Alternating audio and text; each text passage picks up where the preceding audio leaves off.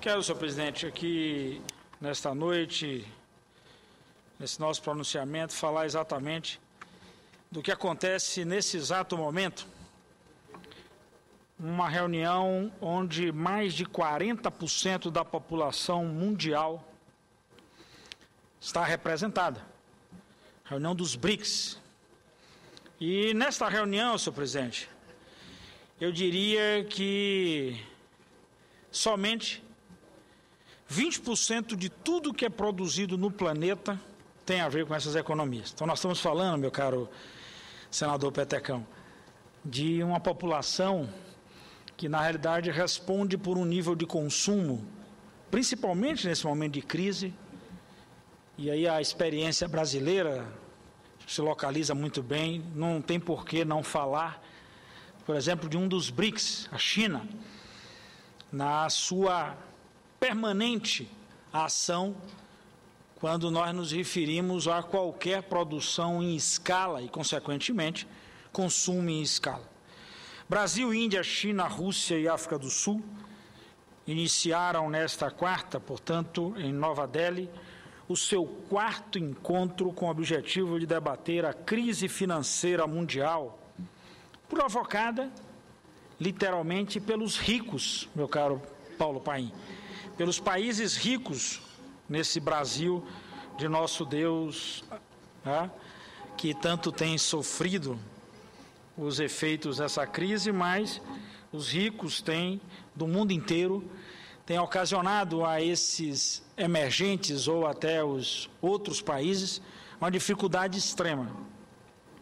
O Brasil, representado nessa reunião pela nossa presidenta Dilma, com a presença de 5 ministros de Estado, com 2 governadores e uma delegação de mais de 1.000 empresários. O objetivo do encontro é exatamente buscar caminhos que levem o mundo em desenvolvimento a patamares mais próximos do que todos nós desejamos e o que em alguns países ricos esses níveis até já foram experimentados, ou o chamado G7, composto por Estados Unidos, Japão, Alemanha, França, Reino Unido, Itália e Canadá, que embora abriguem somente, e essa relação é muito importante, 11% da população mundial. Nós falamos dos BRICS aqui agora, meu caro senador Ferraz. Nós estamos falando em 40% da população mundial. Agora, a chamada linha inversa, esses que representam 11% da população mundial, detêm 50% do PIB mundial. Para a defesa dos seus interesses e superação de suas dificuldades, os países ricos estão praticando ações cujos efeitos são absolutamente predatórios aos BRICS e principalmente a outras nações em desenvolvimento.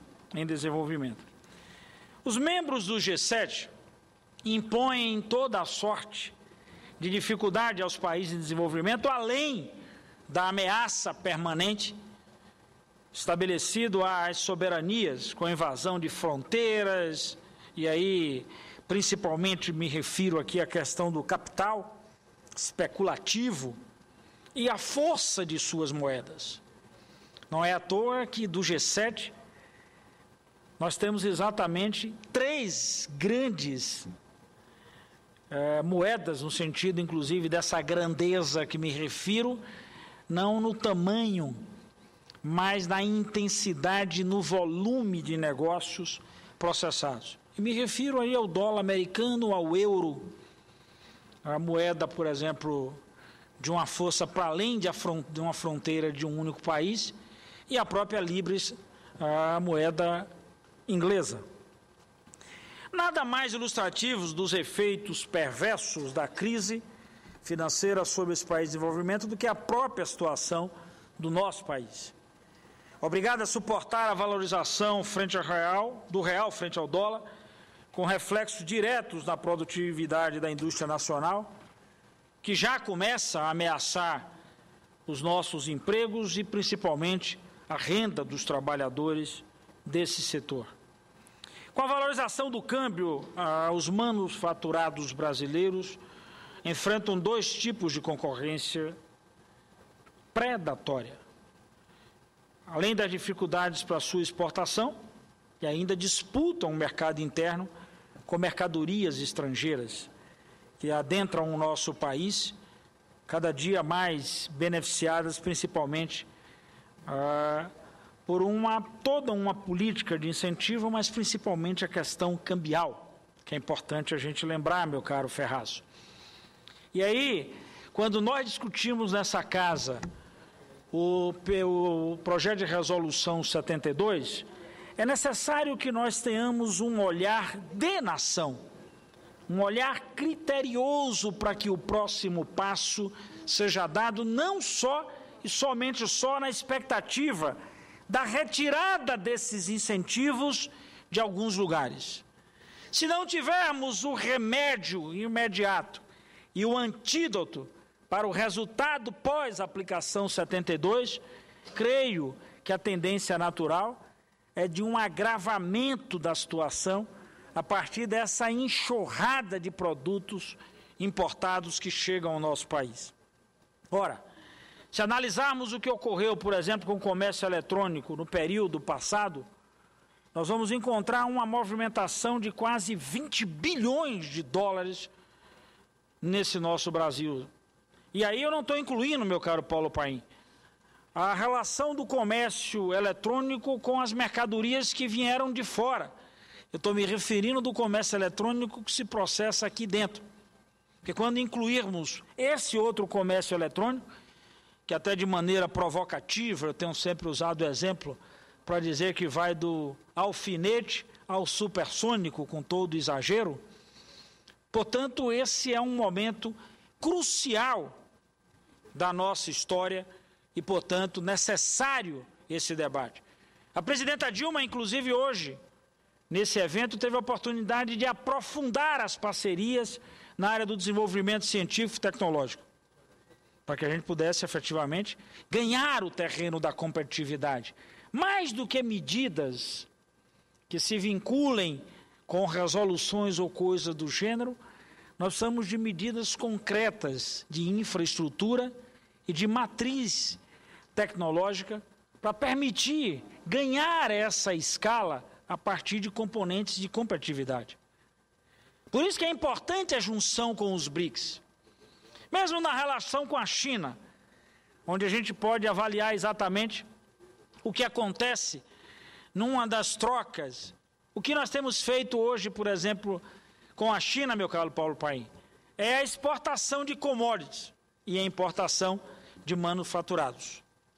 Portanto, dentre esses incentivos, alguns deles altamente discutíveis, inclui-se um dos mais perversos, que é a exploração de mão de obra. Não raro, os empregados das indústrias desse país trabalham em condições análogas à de regimes de escravidão. A indústria brasileira não deve ancorar ganhos de produtividade no salário dos trabalhadores, nivelando de forma tão rasteira a busca da competitividade, que não deve vir por esse caminho. Pelo contrário, a experiência tem revelado que quanto maiores são os salários da economia, mais o país se desenvolve. Não há nenhuma descoberta, nem da pólvora, nem de tampouco reinventamos a roda. É a divisão de um bolo, a distribuição dos recursos, a injeção desses mesmos recursos, aí sim, na roda da economia, para que essas economias locais, principalmente, possam girar. Diante da atual situação das relações comerciais entre países ricos e pobres, entendemos que a reunião que se realiza em Nova Delhi deve indicar um novo caminho das Índias para a economia dos países emergentes. Espero que não enfrentemos nesse processo nenhuma calmaria, para que essa situação termine nos jogando em outro porto, não tão seguro quanto o que desejamos alcançar. Estamos diante de uma oportunidade ímpar de influir de forma mais ativa nos destinos da economia mundial. Devemos ter em mente que o crescimento das 7 economias dos países que compõem o G7 em 2012, esse crescimento responderá por apenas 9,5% do crescimento da economia mundial, enquanto que as economias dos 5 países emergentes, e me refiro aqui aos BRICS, responderão por 52% desse crescimento. Vou repetir, 9,5% é a somatória do crescimento da economia, na medida que analisarmos ali a junção das economias dos países que compõem o G7. E 52% correspondem ao crescimento das economias dos países que compõem os BRICS. Essa pequena participação dos países ricos no crescimento econômico mundial, desde o ano, e aí é importante lembrar, portanto, deste ano é importante lembrar, será um fator determinante para esse impedimento ou até limitante para os anseios dos países emergentes no que diz respeito ao desenvolvimento, à geração de melhores condições de vida e à oportunidade para essas populações. Além de reduzirem suas compras junto às nações mais pobres, os países mais ricos tentarão impor seus produtos às nações de menor desenvolvimento, pressionando ainda mais as suas contas externas. Para enfrentamento dessa questão, e é importante lembrar, será preciso ter no horizonte novas fontes de financiamento dos países emergentes. Dessa forma, pai, deve-se levar em conta a proposta do primeiro-ministro da Índia para a criação de um novo banco de desenvolvimento dos BRICS, para que possam esses países se libertarem das amarras do FMI e do Banco Mundial. Essas instituições criadas no pós-guerra, portanto, ainda na primeira metade do século passado, fazem parte de um modelo superado e, por isso mesmo, são carentes de soluções modernas para os países emergentes e as demais nações em desenvolvimento. Não é segredo, em hipótese alguma, para ninguém, que as economias altamente desenvolvidas alcançaram em seu estágio atual essa situação, negando tudo o que pregaram para o crescimento das suas próprias economias, dessas nações. Portanto, o caminho para o crescimento dessas nações deve estar a uma distância segura dos ensinamentos dos países ricos. Se os BRICS querem crescer, pai, o ensinamento não pode ser o balizado pelas nações tidas como desenvolvidas. Portanto, temos que construir outro caminho, navegar sobre outros mares, enxergar esse caminho das Índias de outras formas e navegar principalmente em conjunto, criando essa unidade de escala, criando essa unidade a partir, inclusive, de fatores de desenvolvimento. O Brasil está fazendo a sua parte. Entendemos que o governo da presidenta Dilma deve continuar com a sua política de proteção à indústria nacional por meio do incentivo que vem da isenção fiscal ou redução de alíquotas para setores mais atingidos pela importação predatória. Aliás, Paulo Paim, esse é um esforço que o nosso Ministério da Fazenda tem feito, inclusive avançando para além da isenção de IPI, na possibilidade efetiva de desonerar em vários setores da nossa economia a folha de pagamento para permitir uma maior incorporação de trabalhadores a essa unidade de produção e, consequentemente, reduzir o custo dessa produção, ganhando elemento decisivo nessa batalha da competitividade. É importante lembrar também que os incentivos, porém, não devem ser oferecidos gratuitamente. As empresas beneficiadas do apoio, ou beneficiadas pelo apoio governamental, devem se comprometer com práticas, tanto do mercado interno, e aí vai no sentido de preços, por exemplo, e esses preços devem ser praticados com semelhança aos praticados em outros países, e principalmente investir em tecnologia e, claro, não demitir trabalhadores, principalmente nessa velha e conhecida cantilena, meu caro Paulo Paim, e que na medida que apertam os custos ou que a competitividade apresenta sinais de dificuldades, o primeiro na escala a sobrar é exatamente o trabalhador. Mais justo com oferta de incentivos, e aí até mais próximo, além da justeza, devem estar, inclusive, empenhados essas empresas em reduzir de maneira crescente essa política predatória. O nosso governo também tem adotado políticas para o encontro de mais auxílio. E aí nós estamos falando, por exemplo, do empenho em reduzir a taxa básica de juros da nossa economia e do aumento do volume de crédito, que deve estar à disposição, principalmente da população, para estimular o consumo interno e das empresas, para que a gente tenha a oportunidade de incentivar mais e mais a produção em nosso país. A redução dos juros também vai servir para desencorajar o capital especulativo que ainda desembarca com grandes quantias em nosso Brasil.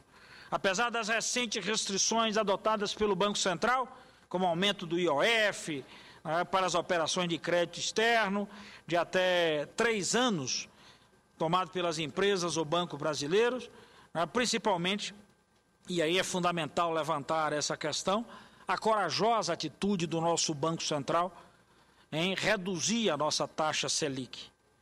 Esse dique de entrada de capital especulativo servirá também para assustar a valorização do real e colocar o dólar em patamar mais favorável às exportações brasileiras. Em contrapartida, o governo brasileiro deve incentivar a entrada no país de investimentos estrangeiros, principalmente para participar de projetos que dizem respeito a um dos setores decisivos, ou melhor, a uma área decisiva nesse chamado mundo da competição, da produção, e me refiro à infraestrutura. Sabidamente, esse é um dos maiores gargalos enfrentados por todos nós e que, de certa maneira, o investimento nessa área contribuirá decisivamente para a formação de um outro nível de custo, superando assim aquilo que ficou muito conhecido por nós, meu caro Ferraz, como o custo Brasil, nessa escalada de produção.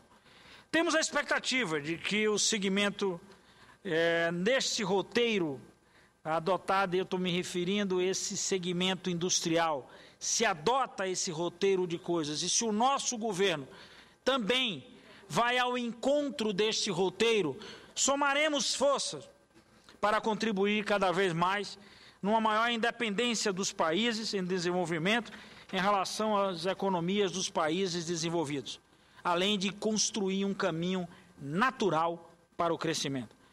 Alguém pode avaliar, meu caro Ferraz, que isso é fácil. Se falarmos assim ou se colocarmos as coisas num patamar muito talvez do receituário econômico. Mas é necessário que medidas de governo sejam adotadas analisando a partir do que acontece em cada local. Óbvio que é fundamental, e faço questão de citar isso.